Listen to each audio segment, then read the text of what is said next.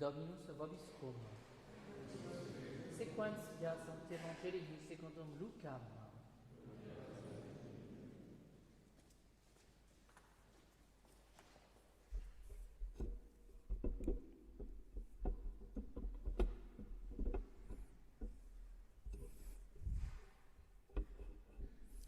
En ce temps-là, Jésus dit aux foules, « Si quelqu'un vient à moi, sans haïr son père, sa mère, sa femme, ses enfants, ses frères, ses sœurs et jusqu'à sa propre vie, il ne peut être mon disciple. Quiconque ne porte pas sa croix et ne marche pas à ma suite ne peut être mon disciple.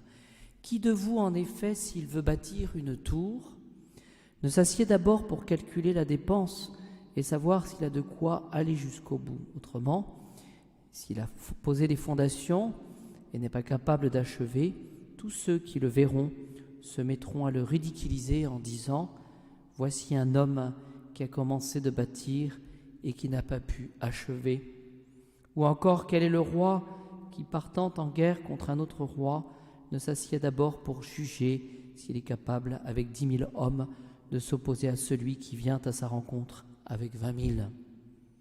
Sinon, pendant que celui-ci est encore loin, il lui envoie une ambassade pour négocier la paix. Semblablement, quiconque parmi vous ne renonce pas à tous ses biens ne peut pas être mon disciple. C'est une chose bonne que le sel, mais si le sel devient fade, avec quoi va-t-on l'assaisonner? Il n'est bon ni pour la terre, ni pour le fumier, on le jette dehors. Celui qui a des oreilles pour entendre, qu'il entende.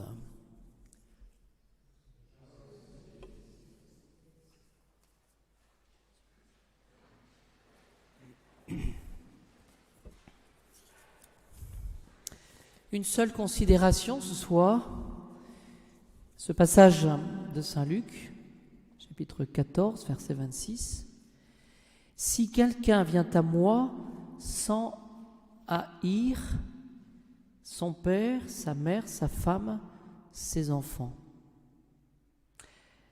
ses frères, ses sœurs, et jusqu'à sa propre vie, il ne peut être mon disciple. » Voilà, donc on va essayer d'expliquer, de voir un petit peu ces termes très forts de notre Seigneur.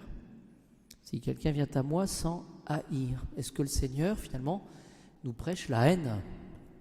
On est loin de l'amour. Par rapport au père, mère, donc toute la famille. Et puis le Seigneur y adjoint, finalement, la haine de sa propre vie. Il ne peut être mon disciple.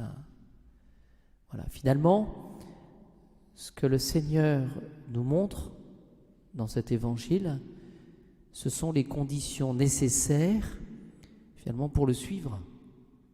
Alors, est-ce que notre Seigneur va prêcher la haine? C'est la question qu'on se pose, encore une fois, par rapport aux membres de nos familles et jusqu'à sa propre vie. En Saint Matthieu, au chapitre 10, verset 37, voici ce que dit Jésus. « Celui qui aime son père ou sa mère plus que moi n'est pas digne de moi. » Donc on a déjà un élément de réponse par rapport aux conditions nécessaires, finalement, du disciple, pour être disciple. Donc est-ce qu'il n'y a pas une contradiction avec les préceptes et l'esprit de l'Évangile qui, nous le savons, cet esprit de l'Évangile prêche l'amour des hommes, l'amour de nos ennemis et l'amour de nos proches. Voilà. Alors évidemment, la réponse est facile, mais c'est assez intéressant de voir les termes utilisés, c'est-à-dire que finalement, il faut être prêt à tout sacrifier pour suivre Jésus, jusqu'à même sa propre vie. Alors c'est assez intéressant parce que nous nous rendons compte que finalement cette radicalité, cette exigence finalement du service du Christ Jésus, eh bien, nous avons du mal finalement à l'appréhender, cette exigence. Pourquoi cela? Parce que souvent nous nous aimons nous-mêmes, hein. Ou du moins, pour bien dire les choses, il s'agit de bien suivre un ordre de priorité. Voilà. Qu'est-ce que je veux? Qu'est-ce que je recherche véritablement? Et qu'est-ce que le Seigneur veut nous faire conclure aujourd'hui? C'est qu'il faut le choisir, au prix même, hein, de sacrifier ce que nous avons de plus cher. Voilà. Et donc cela suppose, dans la liberté bien sûr, de choisir. Alors 2 questions connexes par rapport à cela. La première, c'est, mais qui est Jésus pour demander cela, finalement, de poser de telles conditions pour le suivre? Bien, nous avons la réponse en Saint Matthieu, chapitre 6, verset 24.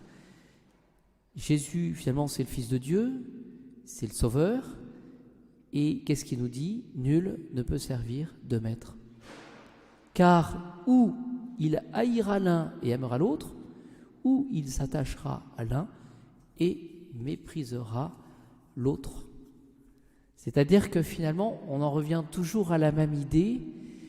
Voilà. Qu'est-ce que je choisis? Voilà. Qu'est-ce que je veux vraiment? Est-ce que je veux le salut de mon âme? Et si je veux le salut de mon âme, il faut que j'en prenne les moyens. Finalement, ce que le Seigneur nous demande, c'est d'être logique, de ne pas ménager la chèvre et le chou. Alors c'est quoi? L'esprit de l'évangile et l'esprit du monde. Ça, c'est un nom, ça, c'est le libéralisme, d'une certaine manière. On veut des principes, mais on ne les applique pas.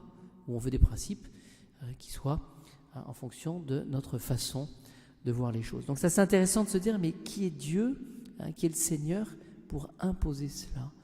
C'est celui qui veut tout notre amour. Et puis la dernière question qu'on peut se poser, qui est connexe aussi, mais qui est l'homme? Voilà, pour qu'il y ait de telles exigences finalement, et que nous avons du mal à suivre. Eh bien, nous pouvons mesurer les qualités de l'homme, cette capacité finalement de suivre le Seigneur. Mais en même temps, ses faiblesses parce que finalement, nous sommes marqués par le péché de nature, péché originel, et puis nous sommes marqués aussi par nos péchés actuels, qui entraînent pour nous une sorte d'esclavage. Alors demandons ce soir à Saint Basile, puisqu'on le fête, Saint Basile le Grand, de nous aider à toujours garder la liberté. Et vous le savez que la véritable liberté, c'est cette faculté de toujours choisir le bien. Ça fait partie des principes.